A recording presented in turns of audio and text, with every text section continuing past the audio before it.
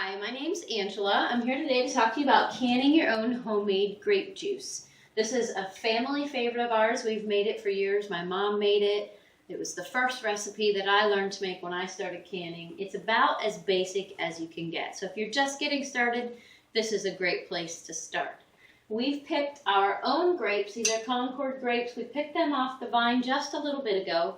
We've cleaned them up, and there's about 8 cups here, which is going to be a little bit more than what we need. We have our sugar here, we've got water on the stove, and we've got our jars, so we are ready to go. Grape juice is canned in a water bath canner, not a pressure cooker, so again, easy, easy, easy. The water bath canner holds 7-quart jars. So our recipe is based on that 7 quarts. If you're going to can, fill the canner, right? So I've got our jars in the pot already with just water in them. It's just a way to keep the jars hot until we're ready to put the hot water in. So I'm going to take these over to the sink, dump them out, and get them ready to fill. We've got the jars out of the hot water, and they are ready to fill with grapes. Now, if you ask my opinion, wide mouth jars are always the way to go, but I have a huge collection of regular mouth jars, so I try to use them for things that are not messy, like grapes. So these work perfect for grapes. It is clean and easy. Now we want to go with 1 cup of grapes in each jar.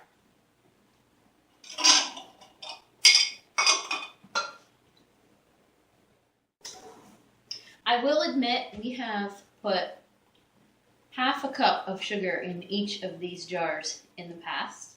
It's super sweet, really delicious, super unhealthy. That is the recipe that we made when I was growing up, I believe. But we have matured, learned things, right? We shouldn't eat that much sugar. So we are using a 1/3 cup for this recipe. Over the years, as I've reduced it, I found that we really haven't noticed the difference. It is just as delicious and not quite as high in sugar content. So 1/3 cup of sugar in each jar.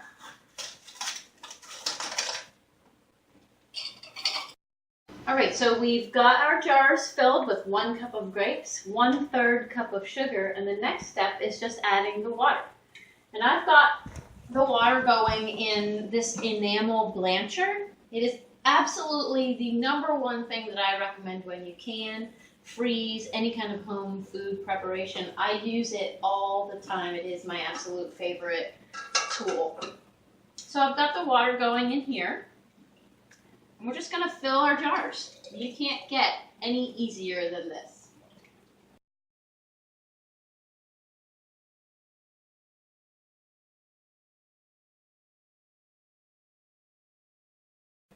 Okay, so the jars are full. As you can see, it is a beautiful sight. Some of the grapes float, some don't. It is just gorgeous. I love seeing that before they get processed. So our next step, we've got our rings and bands just in hot water. I've washed them, and this just helps to sterilize them. So I'm going to get them out of the pot, and we're going to place them in our jars.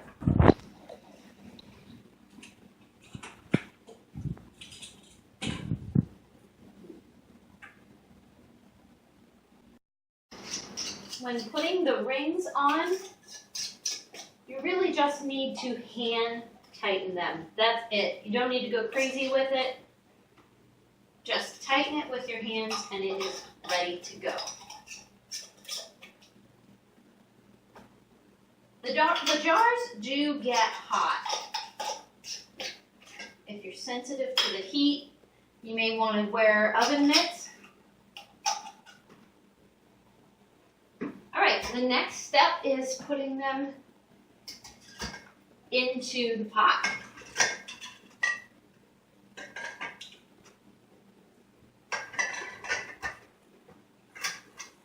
If you don't have a rack like this, I highly suggest investing in one. They're not much, and they really protect your jars. You can't have your jars come into direct contact with the bottom of the pot.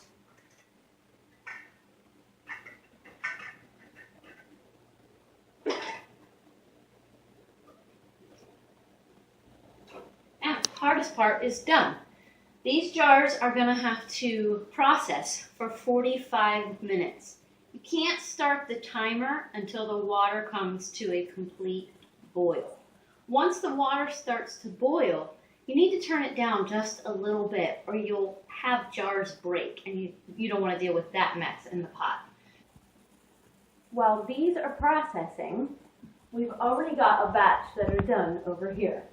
We pulled them out and sat them on towels. I have ruined tabletops several times by sitting my jars on the table and not thinking that they're going to ruin the top of the table because they're hot.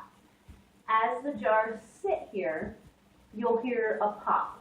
That is when you know the jar has sealed. It's a wonderful sound. You know you've done a good job when you hear that pop.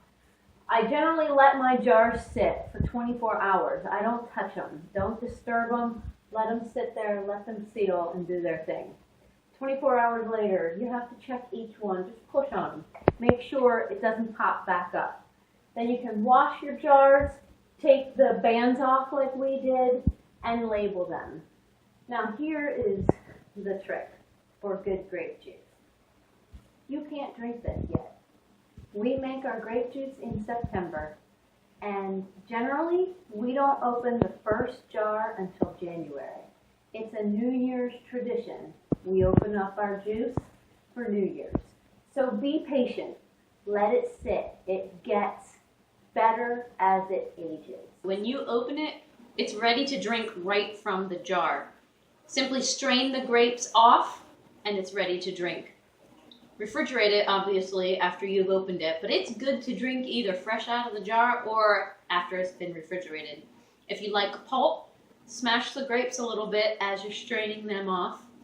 If you don't like pulp, just strain it off and drink it as is. Either way, it is delish. I don't know what that's called. Okay, stop.